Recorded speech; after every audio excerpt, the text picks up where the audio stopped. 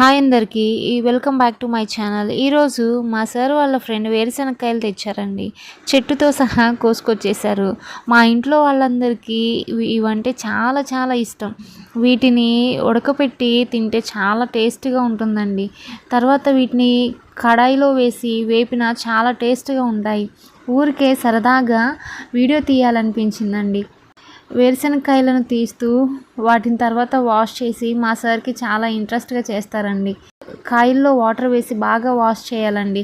ఎందుకంటే దానికి చాలా మట్టి ఉంటుంది. భూమిలో నుంచి తీసేస్తాం కదా, డైరెక్ట్గా తీసుకొచ్చినవి ఇవి. బాగా వాష్ చేయాలి. మా పిల్లలకి ఎంత సరదా అంటే అస్సలు వదలలేదండి. అసలు అందరూ తలొక చెయ్యి వేసి గోల గోల చేశారు. కాబట్టి వాటన్నింటిని మ్యూట్ చేసేసానండి.